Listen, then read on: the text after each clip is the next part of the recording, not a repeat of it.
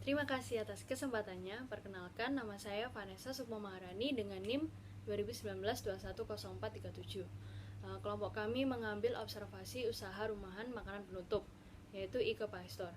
Ike Pie Store adalah toko kue yang menjual berbagai macam makanan penutup. Ada pie, tart, puding, brownies, salad, dan lain-lain. Yang paling favorit di toko ini sendiri adalah pie-nya, karena pie ini memiliki berbagai macam varian. Ada pie buah, pie coklat, pie keju, pie chocomaltin, dan ada juga mentai pie. Penjualan ini dibuka melalui via WhatsApp dan Instagram. Untuk lokasinya sendiri berada di Jalan Muria nomor 23 Waru Sidoarjo. Buka pada pukul 8 pagi sampai 8 malam.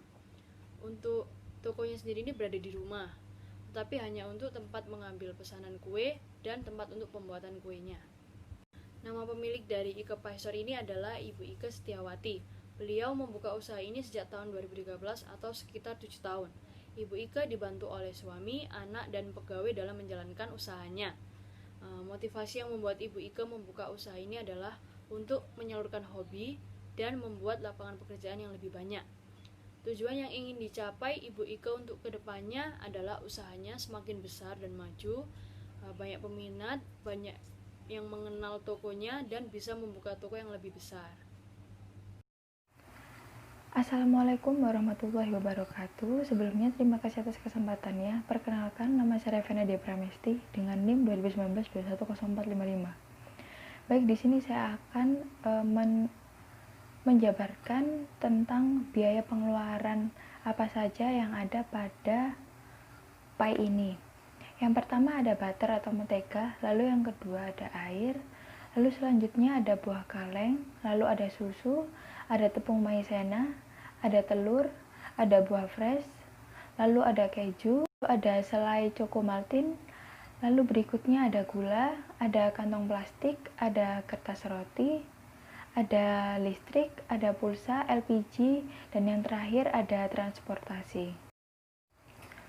Klasifikasi biaya dibagi menjadi dua, yaitu yang pertama ada klasifikasi biaya berdasarkan perilakunya. Lalu yang kedua ada klasifikasi biaya berdasarkan penelusurannya ke objek biaya.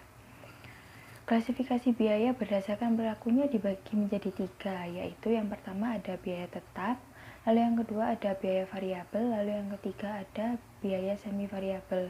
Lalu untuk klasifikasi biaya berdasarkan penelusurannya ke objek biaya dibagi menjadi dua, yaitu yang pertama ada biaya langsung dan biaya tidak langsung.